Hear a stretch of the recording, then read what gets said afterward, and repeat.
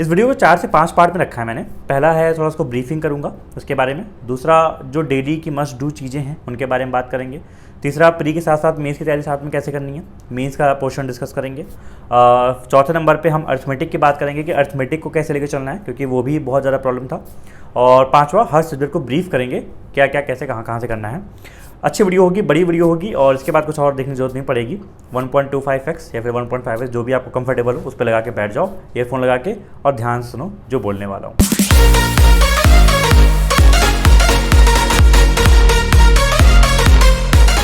तो देखिए, जिस नोटिफिकेशन का आप इतने दिन से वेट कर रहे थे कि भैया नोटिफिकेशन कब आएगा भैया नहीं आएगा, ये सब दिमाग में कन्फ्यूजन थी।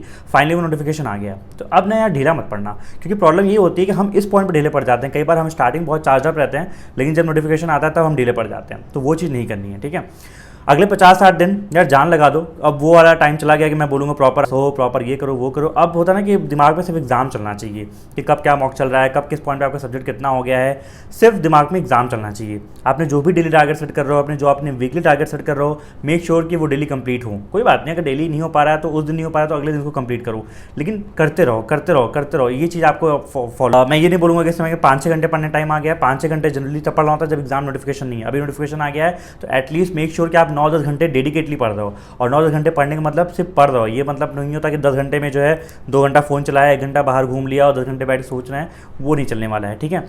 प्रॉपर फोकस्ड वे को में होकर पढ़ना पड़ेगा। अपने अराउंड, अपने सराउंडिंग में एक ऐसा पढ़ाई का माहौल बनाओ। हो सके तो आसपास कोई लाइब्रेरी हो तो वो ज्वाइन कर लो 2 महीने के लिए। अगर ना हो तो अपने घर में अपना एक सेपरेट रूम बना लो। 1 ही 2 रूम है तो अपना एक सेपरेट कोना बना लो, टेबल बना लो कि आपको वहीं बैठ के अकेले बैठ के शांति से पढ़ना है, ठीक है। और प्रॉपर वे में पढ़ना की कंसिस्टेंसी अगर मेंटेन रखोगे ना 60 दिन में, तो मैं आपसे वादा कर रहा हूँ कि आपका एग्जाम निकल जाएगा। These all exams require one thing from you and that is consistency। मेहनत तो आप करोगे ही, तरीके मैं जो बताऊंगा वैसे आप पढ़ोगे ही, लेकिन कंसिस्टेंट रहना।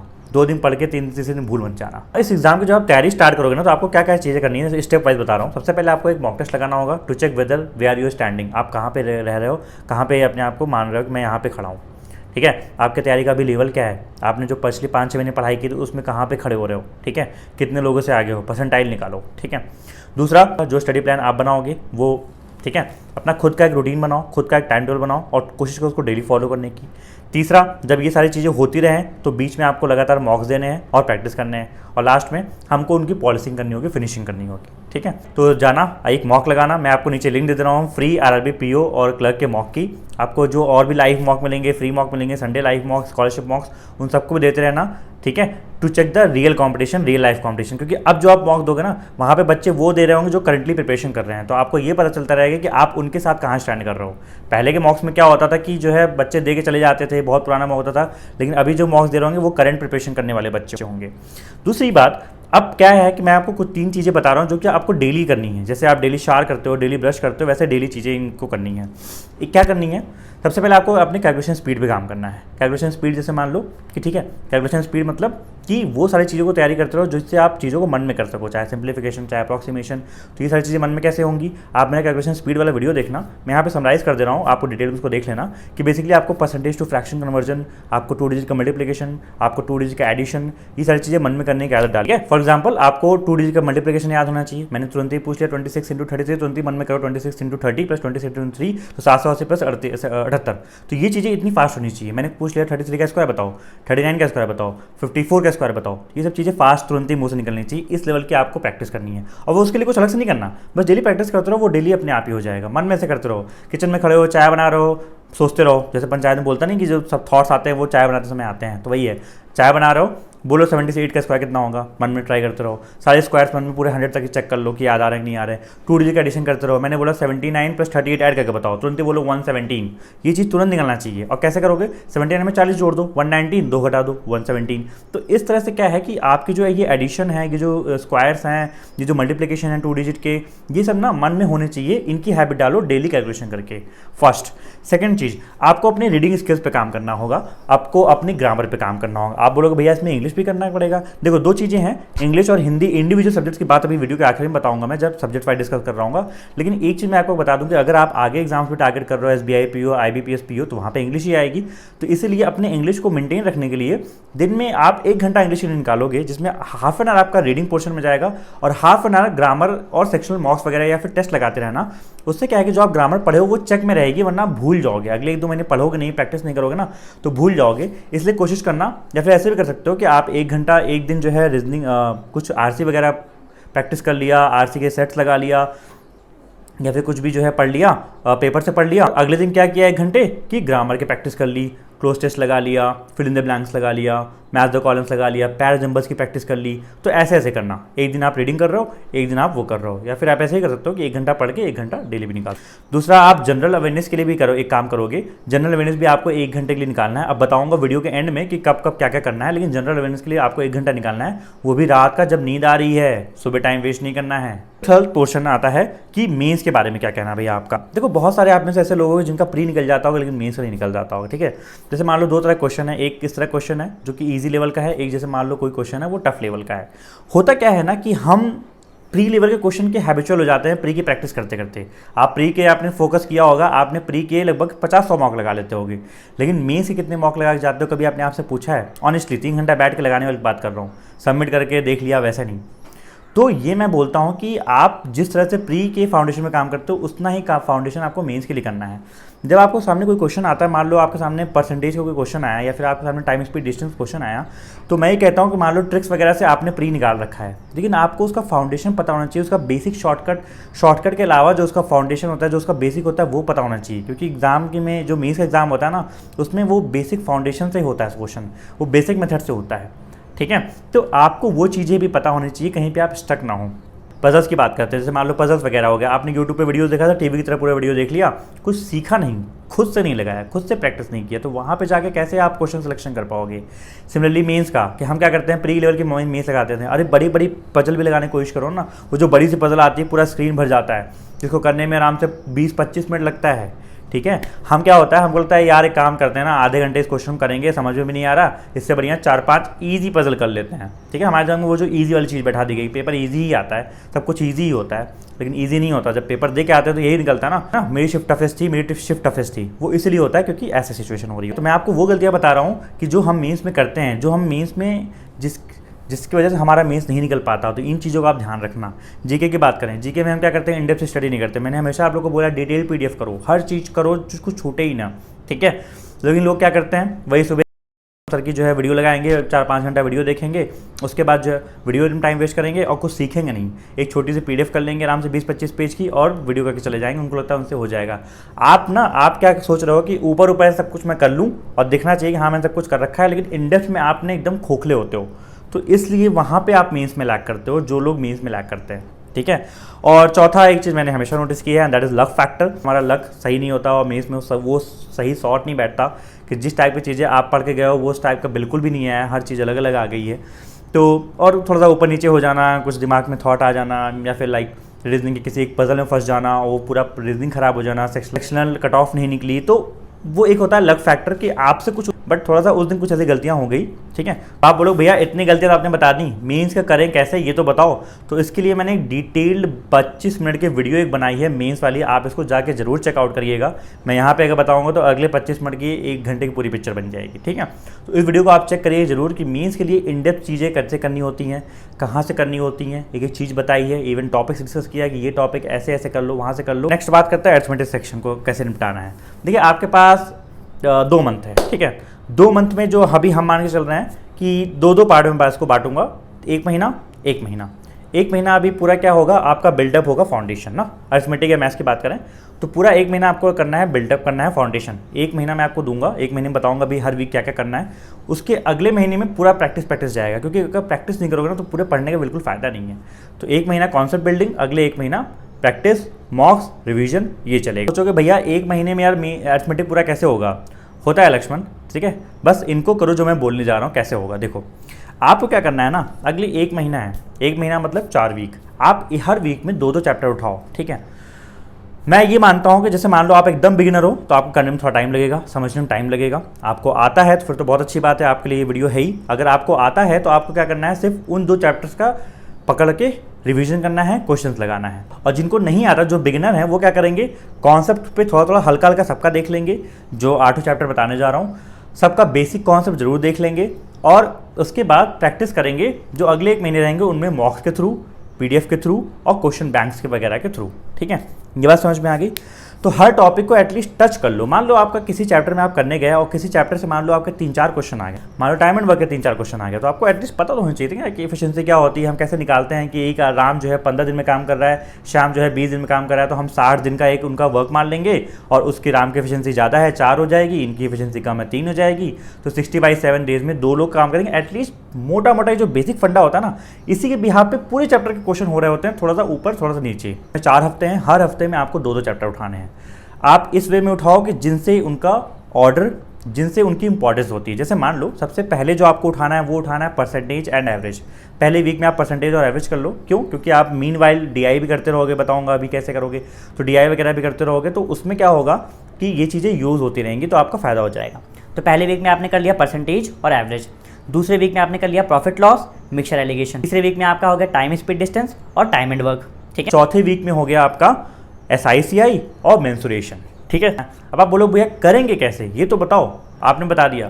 करना आपको क्या है, आपको करना ये है कि जैसे मान लो आप किसी एक वीक की बात करता हूँ, आपने फर्स्ट वीक में उठाया परसेंटेज और एवरेज। 2 दिन आपने परसेंटेज का कॉन्सेप्ट पढ़ा, हर टाइप क्वेश्चन लगाए, उसको समझ लिया। 2 दिन में आपने एवरेज के हर तरह क्वेश्चन पढ़ा, कॉन्सेप्ट लगाए, समझ लिया।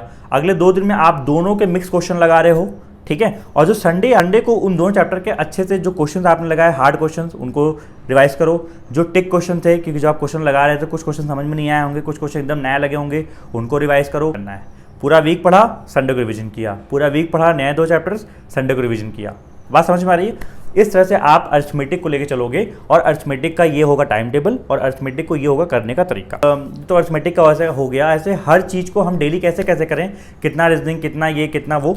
तो इसके लिए तो मैंने हमेशा आप लोग को बोला है कि खुद का टाइम टेबल बनाओ कि आपको डेली क्या क्या करना है, एक वीक में कितना कितना करना है। ठीक है, और अगर आपको एकदम बना बनाया टाइम टेबल चाहिए कि डेली इतना इतना करना है, और हिसाब से 50 डे का आपको फ्रेमवर्क चाहिए, जिन लोगों को चाहिए, तो अफोर्ड कर सकते हैं, जो लोग अफोर्ड कर सकते हैं, तो इस तरह का पूरा बना बनाया टाइम टेबल पेड गाइडली वालों ने प्रिपेयर किया है। उन्होंने मुझे भेजा था, दिखाया था कि ये आप विजय देख लो, तो मैंने उनके क्वेश्चंस रिव्यू किए, अच्छे क्वेश्चन डाल रखे हैं। अगर वो हर एस्पेक्ट को क्या डेली कवर कर पा रहे हैं, खासतौर से रीजनिंग और मैथ्स में, तो वो पूरा प्लान आप देख लेना कि कैसे कैसे क्या करना है डेली। ठीक है, और किस तरह से चीज़ों को करना है, ये आपको क्वेश्चंस मिल जाएंगे, क्वेश्चन बैंक मिल जाएगा, प्रैक्टिस करने के लिए क्वेश्चन मिल जाएंगे। तो मैं नीचे लिंक दे दूंगा, आप वहाँ से जाके पूरा बना बनाया प्लान भी परचेज कर सकते हो। जो लोग अफोर्ड कर सकते हैं, जो लोग नहीं कर सकते, मैंने कई बार बोला है, खुद से भी बना सकते हो। ठीक है, now coming to subject wise strategy. अब सब्जेक्ट वाइज बात करते हैं एक एक करके, रीजनिंग का, मैथ्स का, GA का और हिंदी इंग्लिश का। सबसे पहले बात करते हैं रीजनिंग की। देखिए, रीजनिंग में दोनों लोग के लिए बात करता हूँ। अगर आप बिगिनर्स हैं, एकदम बिगिनर्स हैं, तो आप क्या करो, अभी से जो ये वीडियो आप देखोगे उससे अगले आप 10 दिन लो, अगले 10 दिन लो, और 10 दिन में पजल्स के अलावा जो मिसलेनियस टॉपिक्स होते हैं सारे, blood relation, inequality, syllogism, Venn diagram, alpha numeric, ये सारे टॉपिक्स को लिस्ट आउट करो।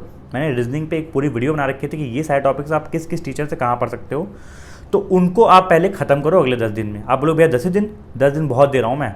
10 दिन में क्या करो, रोज़ एक एक टॉपिक उठाओ और अच्छे उसको पूर्ण फिनिश कर लो। फिनिश करने का मतलब कॉन्सेप्ट लिख लो, समझ लो क्वेश्चन कैसे किस तरह के होते हैं, इवन नोट्स बना लो। ठीक, अब 10 दिन के बाद आपको क्या करना है, डेली 4-5 पजल्स प्री की, और प्लस ये जो सारे आपने मिसलेनियस पढ़े थे, इन सब का रिवीजन कहाँ से करोगे, क्वेश्चन सेट से लगा सकते हो, मॉक्स से लगा सकते हो, कहीं से भी लगा सकते हो। बात समझ में आ गई? ठीक है, तो इस तरह से आपने क्या किया, चैप्टर वाइज, जैसे मान लो आपने ये गाइड वाला ही लिया, इन्होंने डेली वो दे रखे हैं कि आप कैसे कैसे लगा सकते हो, उससे लगा लेना।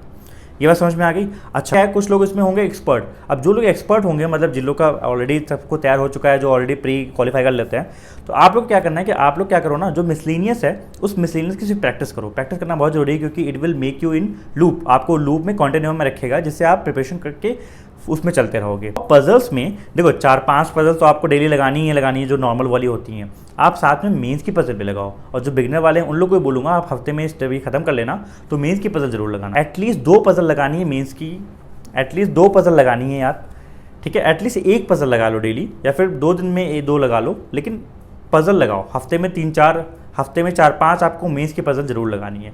आप बोलोगे इतना इंपॉर्टेंस क्यों दे रहे हो भैया मीन्स का? क्योंकि जो मीन्स की पजल होती है ना वो होती बड़ी है, उसको करने में आपको आधा घंटा लग जाता है आपका, लेकिन दिमाग तुरंत वहीं भटक जाता है कि यार इतनी बड़ी पजल कौन करेगा। इतने में क्या करते हैं, जो प्री की 4-5 पजल वो कर लेते हैं, क्योंकि हमको ना ज़्यादा नंबर्स हमेशा वो करते हैं, अट्रैक्ट करते हैं कि हमने 5 क्वेश्चन किए, बल्कि जो उससे ज़्यादा वैल्यू आपको सिखाएगा एक पजल मीन्स वाला, वो हम करने के लिए डरते हैं, बल्कि वो करना चाहिए। ठीक है, now coming to con section.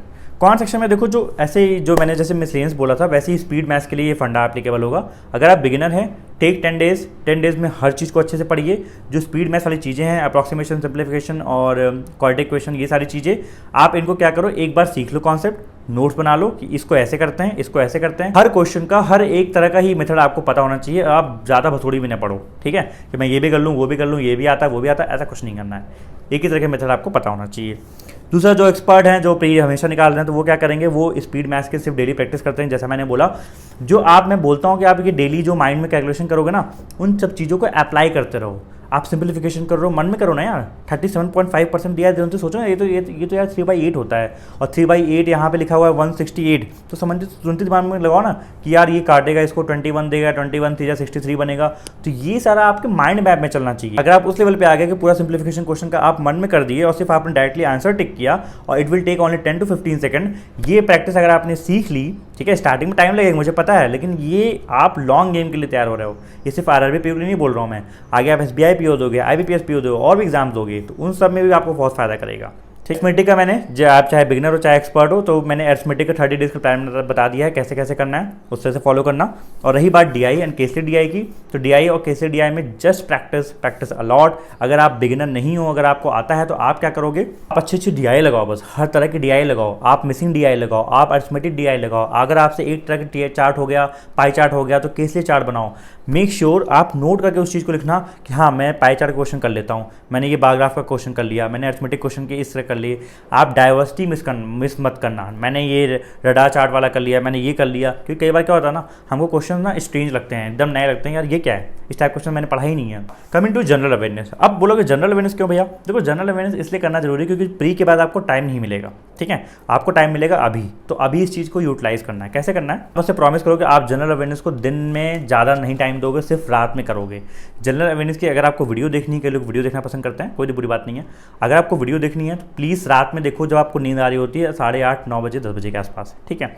सुबह 2 घंटा टाइम देख के वेस्ट करने का टाइम बिल्कुल ज़रूरत नहीं है। जितने GA वाले टीचर हैं वो वीडियो देख के मुझे बहुत गाली देंगे, लेकिन मैं आपके लिए बता रहा हूँ कि सुबह सुबह जो लाइव क्लास होती हैं आराम से 2 घंटे के 1 घंटे की, उनको मत अटेंड करो।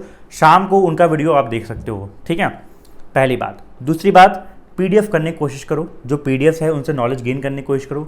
वीडियो होती हैं आपको रिकॉल कराने के लिए, रिवाइज करवाने के लिए। आप वैसे वैसे कर सकते हो, कई लोग क्या करते हैं, वीडियो देख लेते हैं तो उनको समझ में आ जाता है और फिर PDF करते हैं, आप ऐसे वैसे कर सकते हो, ठीक है। PDF जो करना, डिटेल PDF करना। मैंने हमेशा आप लोगों को बोला है, जो अफेयर्स क्लाउड की डिटेल PDF जैसे आती है, मंथली PDF आती है 300 पेज वाली, उसको स्मार्टली कैसे करना है। मैंने एक वीडियो बनाई थी कि इसको स्मार्टली कैसे पढ़ना है, उसमें पूरा नहीं पढ़ना होता। आप लोग कई लोग बोलते हैं भैया आप 400 पेज की 300 पेज की PDF बता रहे हो, ऐसे करने में तो महीने लग जाएंगी। ना ना ना ना, वो 300 पेज की PDF में से आपको कंटेंट 150-200 पेज का ही करना है। मैंने वीडियो बनाई थी, वो देखना कि कैसे आपको करना होता है, ठीक है। तो बस अफेयर्स क्लाउड की मंथली PDF करो, और जो वीडियो आता है, अब बोलोगे वीडियो कौन सा करें? वीडियो आप जिस भी चीज़ें को फॉलो करते हो, जिनसे आपको अच्छा लगता है उनसे करो। मेरा पर्सनल रिकमेंडेशन मैंने ये बताया है कि आप वीकली वीडियोज़ का कंपाइलेशन जो होता है, या फिर जो मंथली वीडियोज़ का कंपाइलेशन होता है, डू वॉच दैट, वो बहुत हेल्पफुल होती हैं। चाहे ऑलिव बोर्ड के जो आदित्य सर हैं, उनका TNA आता है, उनसे देख सकते हो आप, और वो कराते भी ऐसे हैं top 500 question for RRB PO वगैरह। या फिर अफेयर्स क्लाउड के यूट्यूब चैनल पे उनका वीकली आता है कंपाइलेशन, वीकली कंपाइलेशन आता है, मंथली कंपाइलेशन आता है, वो आप देख सकते हो, और उनका डेली वाला भी आता है, वो भी देख सकते हो आप, ठीक है। अच्छा, कुछ लोग मुझसे पूछेंगे कि भैया डेली PDF ना करें क्या? आप कर सकते हो, मैं बोल रहा था बस इंडेक्स डेली वाले भी क्या होता है कि आप डेली वाला भी करो, डेली वाले में लगभग काफ़ी न्यूज़ कवर हो जाती है। डेली वाला आप कर रहे हो तो साथ में मेक श्योर कि नोट्स बनाते रहना, या फिर उसमें हाईलाइट करते रहना, और उसको हर वीक संडे को रिवाइज करते रहना। याद रखना, संडे को अपना एक होता है ना कि संडे को जैसे घर में सब लोग क्या करते हैं, कपड़े धुलते हैं, सारे वो वाले काम करते हैं जो हफ्ते भर से पेंडिंग होते हैं, वही चीज़ आपके लिए भी होगी। जो आपका संडे होगा, संडे को क्या होगा, जो पिछला हफ्ता आपने गुजारा है, उस पूरे गुजारे हफ्ते को रिकॉल करिए। हर एक चीज़ में कोई रीजनिंग की अच्छी पजल मिली थी जिसको आपने टिक की थी, वो वाला करिए। कोई मैथ्स में अच्छा क्वेश्चन मिला था, उसको जरूर संडे को रिवाइज करिए, वरना आपके मॉक लगाने का, आपके प्रैक्टिस करने का कोई फ़ायदा नहीं होगा अगर आप उस गलत क्वेश्चन को, उस टफ क्वेश्चन को रिवाइज नहीं कर रहे हैं, देख नहीं रहे दोबारा, ठीक है। कोई आपको जीके में नई चीज़ें मिली थी उनको जरूर रिवाइज करिए, जो आपने जीके हफ्ते भर का पढ़ा था वो जरूर रिवाइज करिए। कमिंग टू हिंदी और इंग्लिश, ठीक है। अब हिंदी इंग्लिश में दोनों क्यों बोल रहा हूँ, क्योंकि देखो अगर आप हिंदी से प्लान कर रहे हो फॉर्म को फिल करने का तो ऑब्वियसली आप हिंदी पे फोकस करो, इंग्लिश उतना मत पढ़ो। इंग्लिश कभी कभी हफ्ते में 2 बार 3 बार पढ़ लेना अगर आप SBI की तैयारी कर रहे हो, ABPS की हो। लेकिन आप हिंदी इस फॉर्म भरो तो हिंदी के लिए पढ़ो। हिंदी के लिए मतलब आप हिंदी में प्रैक्टिस करो, अनुच्छेद लगाओ, रिक्त स्थान लगाओ जो आपका आता है, ठीक है। और जो भी सारी चीज़ें आते हैं, जो पैराजम्पर्स वगैरह आते हैं, तो ये सारी चीज़ें की प्रैक्टिस आप डेली करो। क्योंकि जो लोग इंग्लिश वाले हैं उनको मैंने बताई दिया, अभी ज़्यादा नहीं करना। अभी क्या करना है आपको, एक तो मिसलेनियस जो पोर्शंस हैं अपार्ट फ्रॉम रीडिंग कॉम्प्रिहेंशन आपको करते रहनी है, ठीक है। और साथ में RC की प्रैक्टिस या फिर RC रीडिंग या फिर कोई बुक रीडिंग क्या करेंगे, एडिटोरियल की वीडियो लगा के बैठ जाएंगे और देखते रहेंगे कि एडिटोरियल में क्या है। नहीं, करने का तरीका गलत है आपका। जो एडिटोरियल होता है उसको आप खुद से पढ़ो, नहीं समझ में आया तो जिस टीचर ने जाके एक्सप्लेन किया उससे सीख लो, लेकिन खुद से पढ़ने की आदत डालो। मैं बोलता हूँ डे 1 पे आपको सब कुछ नहीं समझ में आएगा, डे 2 को समझ नहीं आएगा, लेकिन डे 3 डे 4 एक टाइम ऐसा आएगा ना आपको समझ में आने लगेगा। मैं खुद जब द हिंदू पढ़ता था तो मुझे स्टार्टिंग के 5-6 दिन में समझ में नहीं आता क्या लिखा है यार, समझ में नहीं आया। एक टाइम आ गया कि फ्लुएंसी में पढ़ता था, ऐसे देखता था, स्किमिंग कर करके पढ़ लेता था और तब भी समझ में आता था। और उससे बैठ के मैं अपना डिस्क्रिप्टिव की तैयारी करता था कि समरी लिखने की कोशिश करता था। ये बात याद रखना, 1 महीना 2 महीना लगेगा डिपेंडिंग ऑन कि अभी आपका कितना लेवल है। मेरा लेवल ठीक ठाक था इसलिए मैंने 1-2 महीने में कर लिया, आपको शायद 2-3 महीने लगे, 4 महीने लगे, 5 महीने लगे। लेकिन याद रखना ये सिर्फ आप इस एग्जाम की तैयारी नहीं कर रहे हो, आगे अब सारे एग्जाम्स आने वाले हैं, IBPS आएगा, SBI आएगा, सब कुछ आएगा। कंप्यूटर में क्या करना भैया, कंप्यूटर बोले नहीं आप, कंप्यूटर में कुछ नहीं करना है। कंप्यूटर में क्या करना है कि सिर्फ एक PDF है और कुछ वीडियो सोर्सेस हैं जो मैं बाद में बता दूंगा जब आपका मीन्स आएगा, और उससे मैं करना भी है। देखो 20 क्वेश्चन आते हैं यार, 20 क्वेश्चन में आते हैं जिसमें आपका अगर थोड़ा बहुत भी पढ़ के चले जाओ जो बहुत ईजी क्वेश्चन आते हैं, 6-7 क्वेश्चन तो ऐसे ही बन जाते हैं। आप बहुत ज़्यादा पढ़ भी लो तब भी आपके 14, 15, 16 नंबर ज़्यादा नहीं आने वाले। तो इसलिए मैं बोलूँगा बहुत ज़्यादा टाइम वेस्ट मत करो 5 क्वेश्चन के लिए। कंप्यूटर का एक PDF है वो मैं अपने टेलीग्राम ग्रुप में शेयर कर दूंगा, ऑलरेडी शेयर है वैसे। आप वो PDF को कभी टाइम मिले तो वैसे देख लेना, क्योंकि जब प्री हो जाएगा फिर मेंस में रिवाइज करने में हेल्प आएगी, ठीक है। सब कुछ बता दिया मैंने, जो एक चीज़ होती है प्री मेन से लेके क्वेरी थे वो अब इन वीडियो के फॉर्म में आएंगे, तो आप देख लो कौन कौन सी वीडियो आने वाली है। बातें करनी थी, सारा दिल खोल कर रख दिया, जो भी बातें थी सब कुछ बता दिया। आई डोंट थिंक कुछ छूटा होगा, तो मुझे कमेंट बताना। और बस यार याद रखना 50-60 दिन है, दिल जहाँ जान सब लगा देना, ठीक है। ये भाई आपका साथ में ही रहेगा, कोई दिक्कत नहीं आएगी। कुछ भी पूछना हो, कुछ भी प्रॉब्लम हो, डाउट हो, पूछो, और मैं इसलिए खड़ा हूँ। करते हैं यार साथ में, ठीक है। निकालेंगे इस बार अच्छे से सारे एग्जाम हैं। और मैं भरोसा दिलाता हूँ कि अगर आप अच्छे से पढ़ाई करोगे तो you will get qualified this year, and I wish you all the best guys, ठीक है। मैं सभी लोगों को विश करता हूँ। अगर वीडियो अच्छी लगी हो तो शेयर कर दीजिएगा, अगर चैनल पर नए हैं सब्सक्राइब कर दीजिएगा। Bye bye, take care, have a great day.